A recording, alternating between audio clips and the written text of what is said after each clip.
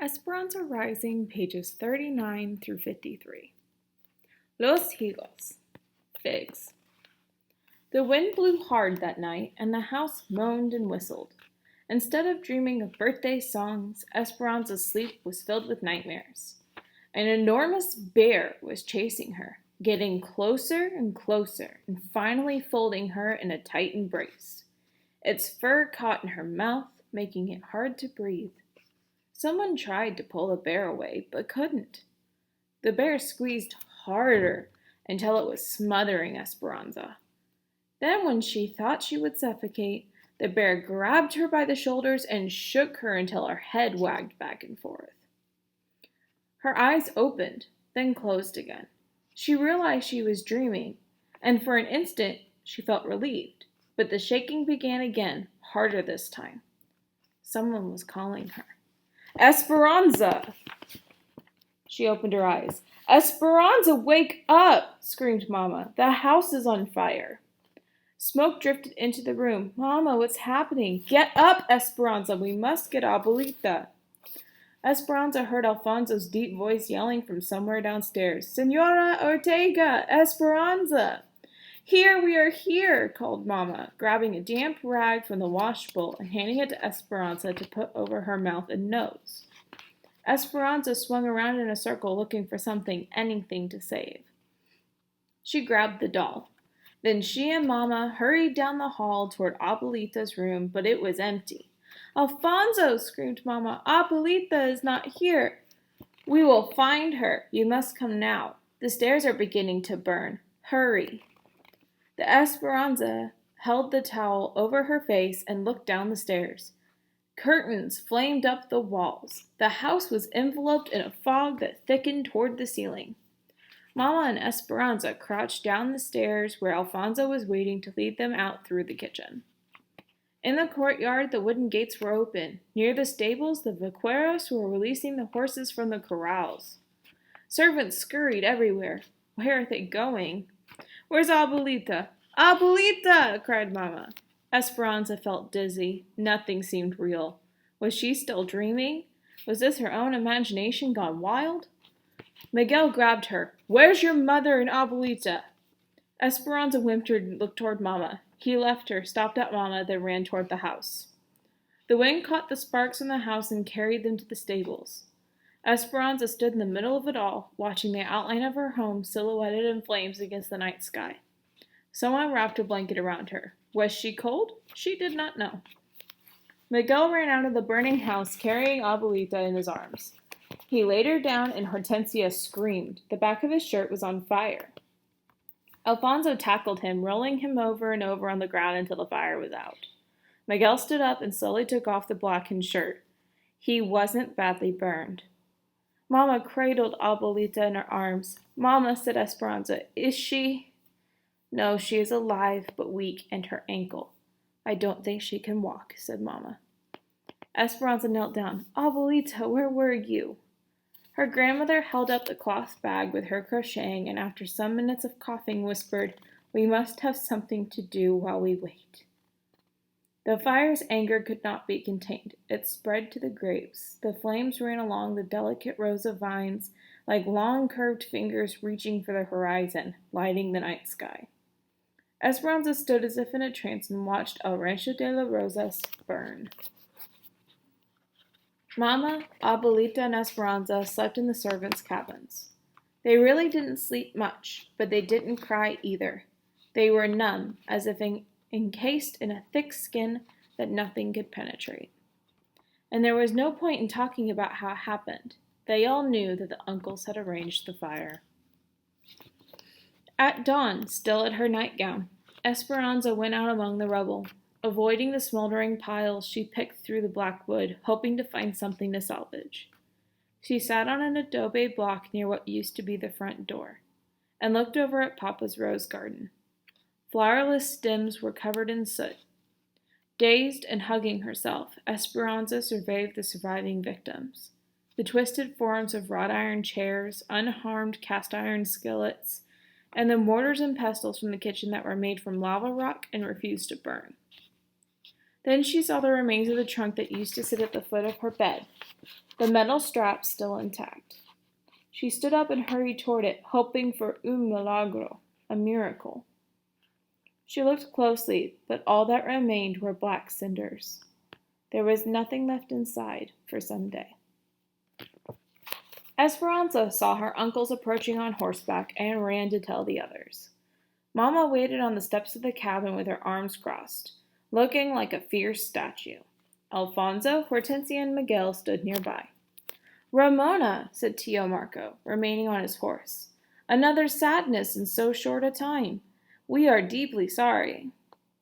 "I have come to give you another chance," said Tio Luis. "If you reconsider my proposal, I will build a bigger, more beautiful house, and I will replant everything.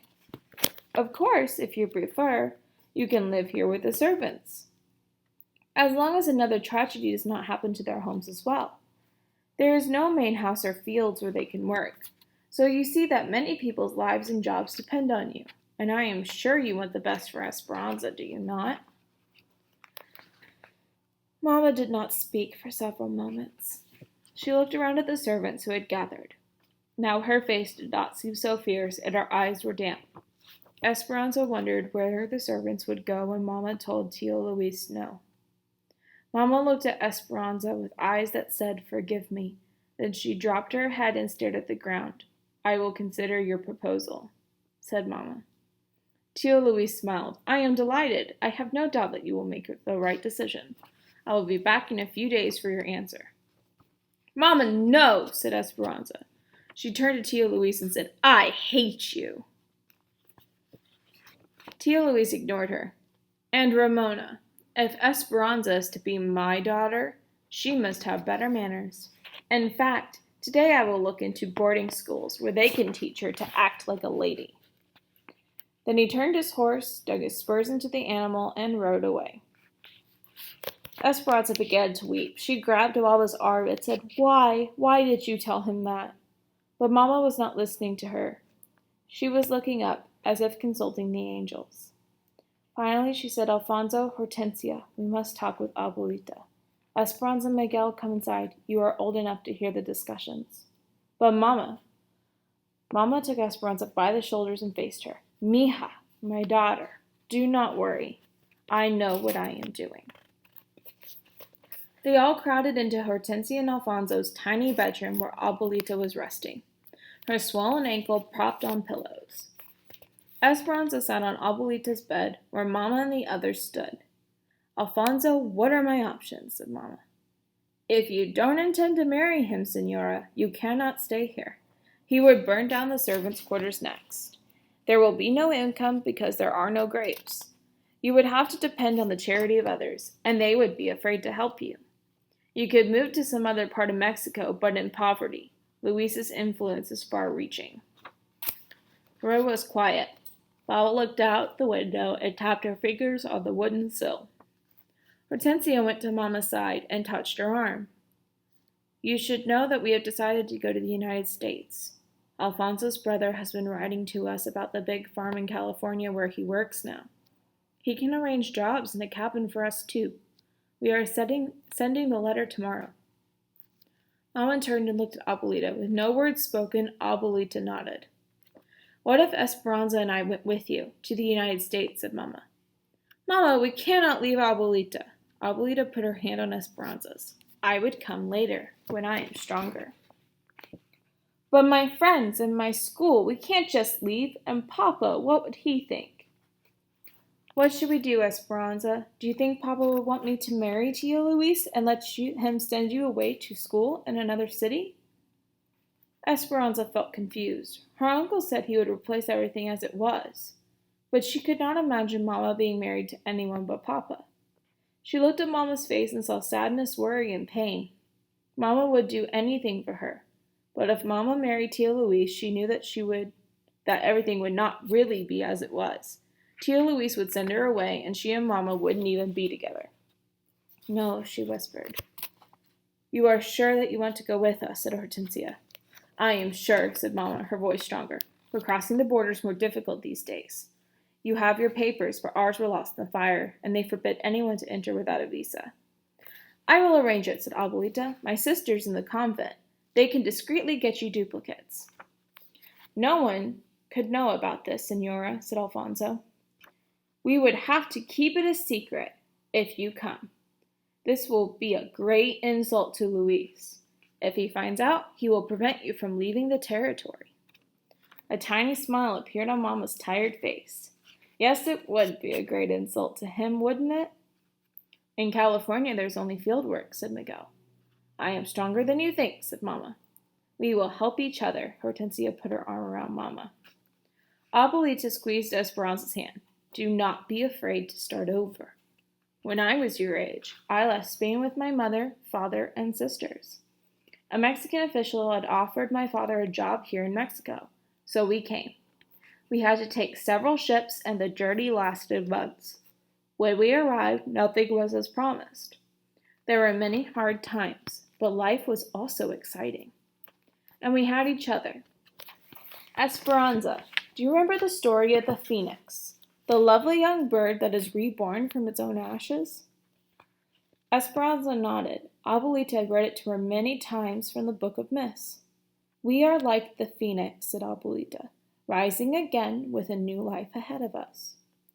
When she realized she was crying, Esperanza wiped her eyes with her shawl. Yes, she thought, they could have a home in California. A beautiful home. Alfonso and Hortensia Miguel could take care of them, and they'd be rid of the uncles. And Abuelita would join them as soon as she was well. Still sniffling and caught up in their affection and strength, Esperanza said, And I could work too." They all looked at her, and for the first time since Papa died, everyone laughed. The next day, Abuelita's sisters came for her in a wagon. The nuns, dressed in their black and white habits, gently lifted Abuelita into the back and pulled a blanket under her chin, and Esperanza went to her and held her hand. She remembered the night that Alfonso and Miguel brought Papa home in the wagon. How long ago was that? She knew that it had only been a few weeks, but it seemed like many lifetimes ago. Esperanza tenderly hugged and kissed Abuelita. "Mi nieta, we won't be able to communicate. The mail is unpredictable, and I'm sure your uncles will be watching my correspondence. But I will come, of that you can be certain. While you are waiting, finish this for me." She handed Esperanza the bundle of crocheting. "Look at the zigzag of the blanket. Mountains and valleys. Right now you are in the bottom of the valley, and your problems loom big around you. But soon you will be at the top of the mountain again.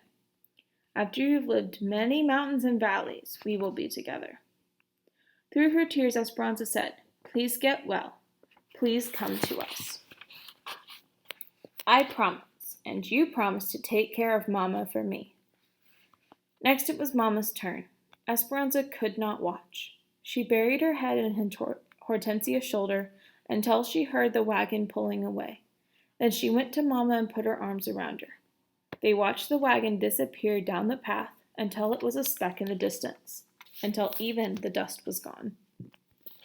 That's when Esperanza noticed the old trunk with the leather straps the nuns had left.